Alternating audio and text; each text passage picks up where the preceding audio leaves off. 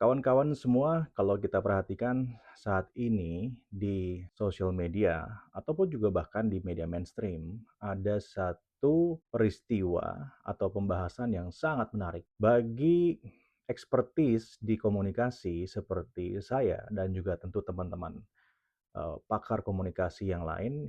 Ini merupakan satu hal yang sangat seksi untuk dibahas. Namun saya perhatikan pembahasan yang bergulir di publik rasanya belum ada yang melampaui akal nalar. Semua masih membahas secara linier, sebagaimana mestinya saja, sesuai dengan teori yang ada. Padahal kita harus lihat ya bahwa pada sesuatu kejadian kita mesti mencoba berpikir beyond ya di balik peristiwa tersebut. Nah, yang ingin saya coba bahas kali ini adalah tentang video monolog dari Gibran Rakabuming, Wakil Presiden Republik Indonesia yang menuai kontroversi. Ya, ada yang mendukung, ada juga yang menghujat. Tentunya, karena Gibran sekali lagi adalah tokoh politik. Tokoh politik dimanapun sebetulnya juga pasti akan ada haters.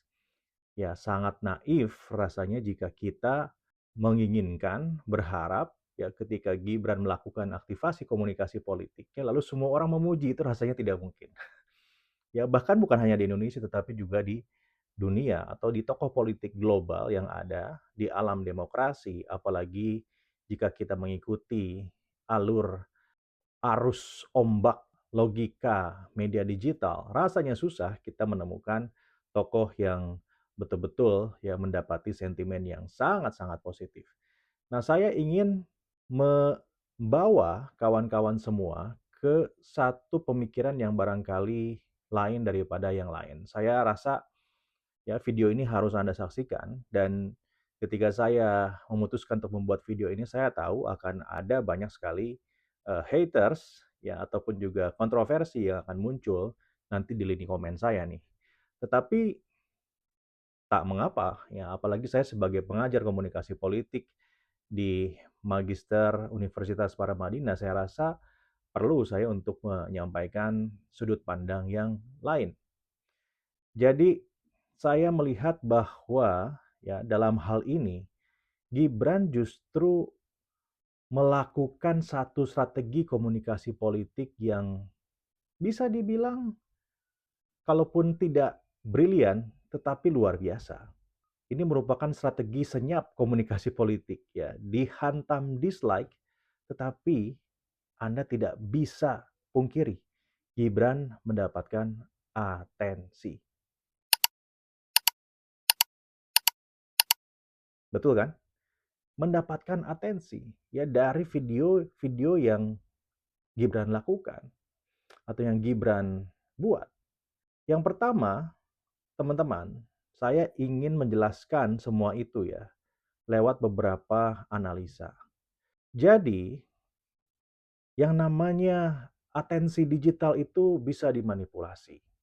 Kalau Anda betul-betul pakar komunikasi di media baru, Anda paham betul bahwa persepsi di media baru itu bisa direkayasa atau can be engineered, ya, bisa direkayasa. Perception engineering istilahnya begitu, merekayasa persepsi. Ya, sentimen positif negatif yang ada di media sosial itu kan biasnya cukup besar. Yang pertama karena ada intervensi algoritma, yang kedua di Indonesia khususnya kita ketahui bahwa ruang sosial media kita itu dipenuhi oleh bot, bukan manusia. Sehingga sentimen negatif, kritikan, atau bahkan dislikes, juga likes, bisa saja ya memang dibuat oleh mesin, bukan oleh manusia. Jadi saya menyayangkan ketika pakar justru menyoroti likes dan dislikes-nya, ataupun juga bahkan media ya menyoroti likes atau dislikes-nya. Ya. Karena kita sama-sama paham bahwa itu semua tidak bisa dijadikan sebagai currency, akurasi dari persepsi publik. Nggak bisa lah. Ya. Kita semua tahu itu. Yang kedua, Ya, kita tahu bahwa ada yang disebut dengan political narrative engineering. Nah, dalam hal ini, saya rasa nih, Gibran paham betul bagaimana membangun narasi politik di ruang media baru. Gini, ya, Gibran mau Anda hina, Anda hujat, dia adalah wakil presiden yang memenangkan pemilu 2024 yang lalu. Sebodoh-bodohnya Gibran membangun komunikasi politik tentu tidak akan murahan. Dia pemenangnya loh bersama Bapak Prabowo sebagai Presiden Republik Indonesia. Mereka yang memenangkan pertarungan pemilu kemarin, ya, mengalahkan calon-calon lain yang barangkali secara gelar akademik jauh lebih tinggi daripada Prabowo dan juga Gibran. Jadi pasti ini komunikasi politiknya setidak-tidaknya di atas rata-rata lah. Kaum alay bikin konten alay di sosmed itu udah biasa. Tapi kalau wakil presiden yang bikin konten kekinian, itu baru luar biasa. Mungkin Kita makanya harus melihat apa yang dilakukan oleh Gibran ini beyond normality. Nggak boleh melihatnya secara linier. Ini justru kalau saya melihat adalah upaya untuk mendapatkan persepsi di era attention economy. Sekarang ini kan currency ekonomi, konten ataupun juga persepsi itu adalah atensi, ya perhatian. Jadi, ini yang ingin saya sampaikan kepada kawan-kawan semua. Yang terjadi adalah sekarang apa? Orang-orang membicarakan tentang Gibran. Orang-orang membicarakan tentang bonus demografi. Ya, buat mereka yang nggak paham bonus demografi, sekarang terpaksa membicarakan bonus demografi. Bahkan mungkin mereka akhirnya riset apa itu bonus demografi, ya kan? Nah, kadang-kadang kita ini nih, para pakar, intelek, ya, orang-orang yang memang hidup dalam bubble intellectuality, berpikir bahwa politisi itu harus berbicara menggunakan bahasa mereka, bahasa kita. Enggak.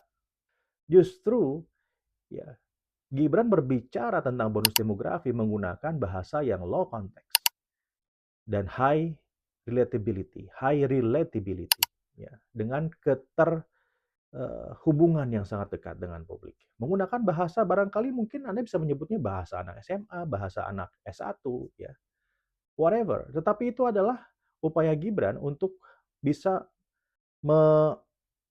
membumikan istilah bonus demografi dan juga kemudian ada video tentang hilirisasi. Yang orang sampai sekarang nggak paham, banyak yang nggak paham. Mungkin barangkali Anda paham, ya, tetapi coba Anda sekarang jalan ke gerbang rumah Anda dan tanya orang-orang yang ada di sana, ya.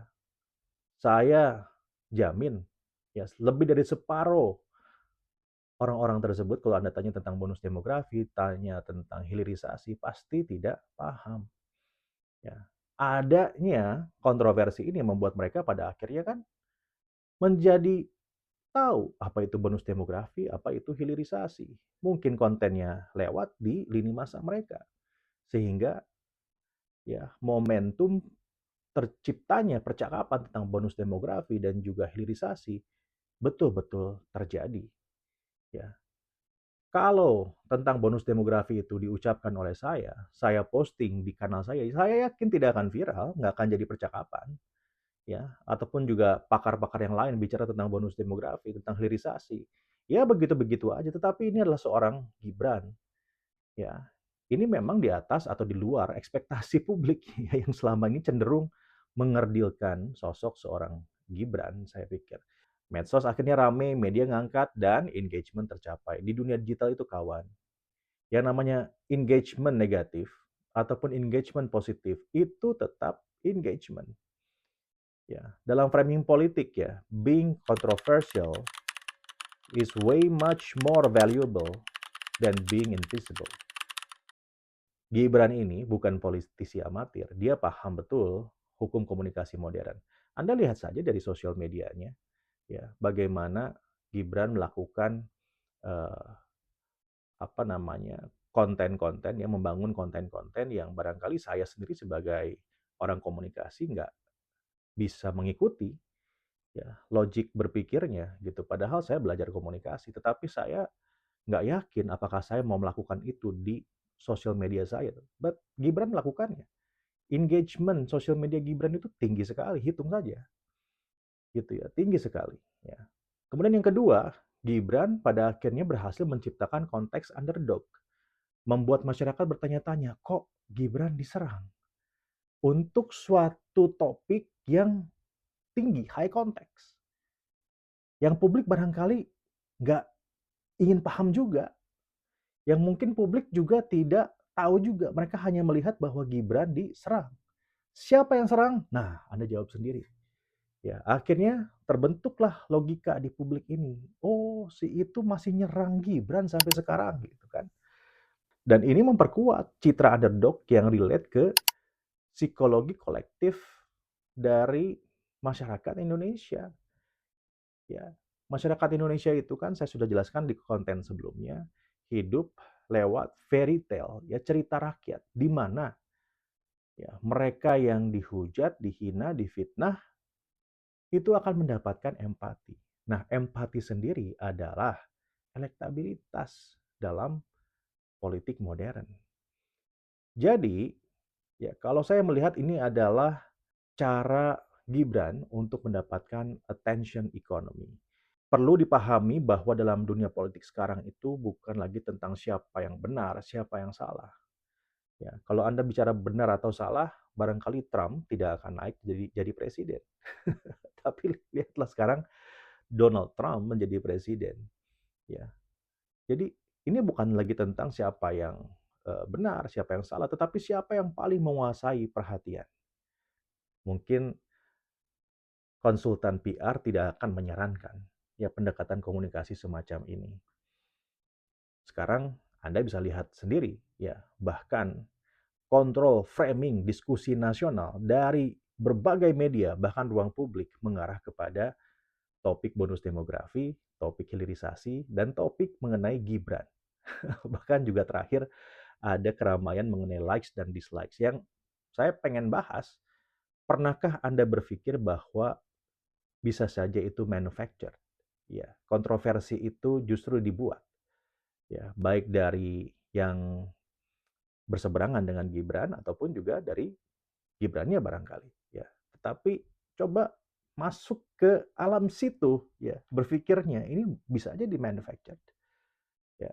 Kalau video yang ketiga ya likes jauh lebih tinggi daripada views, saya sangat yakin dengan pembahasan kita tadi ya bahwa ayolah Gibran ini bukan politisi amatir. Masa iya ya Gibran melakukan satu manuver semacam itu ya. Saya sih hakul yakin kalau itu ya rasanya ini adalah uh, intervensi eksternal ya yang justru ingin membuat framing bahwa selama ini Gibran itu disuntik lah apalah dan semacamnya. Ya, coba kita buka analisa itu. Ya, yang pertama adalah ya kita secara objektif coba mengatakan atau coba menganalisa bahwa Gibran nggak mungkin lah ya seamatir itu. Yang kedua, kawan-kawan sekalian, ini beredar juga di sosial media nih, bantahan dari admin sosial medianya Gibran yang melihat bahwa ada anomalitas ya di analitik mereka, bahwa traffic yang muncul itu dari eksternal gitu kan, dan patahannya sangat tidak natural atau tidak organik begitu, menunjukkan bahwa ada serangan ya, ada operasi likes barangkali terhadap video monolog Gibran yang ketiga itu gitu kan. Kemudian setelah itu muncullah komentar-komentar yang nadanya sama, tone-nya sama, ya, yang membahas mengenai likes tinggi dengan views rendah, seolah-olah dimanufaktur. Saya terus terang, ya, saya kan kepo nih, saya ini pakar komunikasi yang juga pernah jadi jurnalis, jadi rasa keponya tinggi banget. Itu saya klikin satu-satu, komentar-komentar yang bilang bahwa likes tinggi, views-nya rendah itu seperti apa. Saya coba cari tahu, saya klik satu-satu dan isinya apa? Akunnya akun bodong semua, akun bot semua. Ya, yang menyedihkan adalah banyak dari Anda ya, para kaum intelektual ini yang percaya bahwa itu dilakukan oleh Gibran. Come on. Ya, Jadi, teman-teman semua ya, in the age of viral politics, being loved is optional, but being noticed is essential. Paham ya? Dan Gibran mendapatkan perhatian itu. Mungkin dengan sengaja. Karena saya selalu berusaha mencoba melihat komunikasi politik itu tidak linier, tetapi beyond your thoughts, beyond ordinary thoughts. Ingat ya teori dramaturgi bahwa politik itu adalah sebuah panggung sosial. Ada panggung depan, ada panggung belakang. Nah, sekarang terserah Anda. Anda mau melihatnya dari panggung depan atau sekali-kali coba Anda lihat dari panggung belakang. Terima kasih.